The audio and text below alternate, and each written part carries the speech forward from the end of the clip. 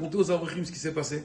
Et les Avrichim, ils ont dit quel banc? Ce banc-là, nous on a étudié là pendant la pause, on a étudié dans ce banc. Il a dit voilà, le Razonish il sentait.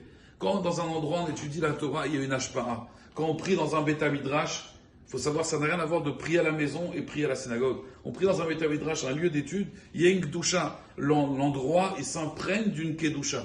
Alors à Botaï, il dit le Mefaresh comme ça, que ce rocher-là, c'est un rocher que Akadosh Baruch Hu, au début, quand il a fait sortir de l'eau, Moshe Rabbeinu, il a dit fais sortir de l'eau de ce rocher, parce que moi je suis Omed Alav. La Shrina, elle se tenait sur ce rocher. Donc ce rocher, il était Kadosh. Puisque ce rocher, il est Kadosh, et il nous a suivis pendant tout le désert, Hachem, il voulait quoi? Que ce rocher-là, Moshe Rabbeinu, il voulait quoi? Que l'eau, elle sorte de ce rocher, parce que ce rocher, d'accord? C'est pas n'importe quel rocher, il y avait la Shrina dedans, il nous a suivis pendant toutes nos pérégrinations dans le désert. Donc il y a de la Kedusha, et donc l'eau qui va sortir de ce rocher, Rabotai, il est complètement différent.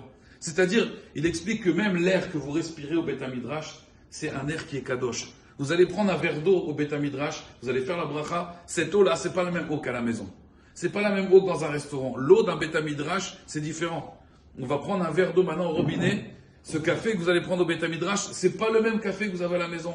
Parce que dans l'air ici, il y a de la Kedusha, il y a des shurim de Torah. Donc tout ce qui sort, on va dire, de quelque chose de Kadosh, qui est dans un entourage Kadosh. C'est pour ça qu'il faut faire attention, on met nos enfants dans les écoles, dans une école où il y a de la Kedusha, où il y a des divrei Torah, ça n'a rien à voir. Les personnes, elles sortent complètement différentes. Donc c'est pour cela qu'il a dit, l'eau qui est un élément vital, je veux qu'il sorte de ce rocher pour que l'Aram Israël, il puisse profiter de cette eau-là, et pas d'un autre rocher qui est Chol, qui vient d'exister.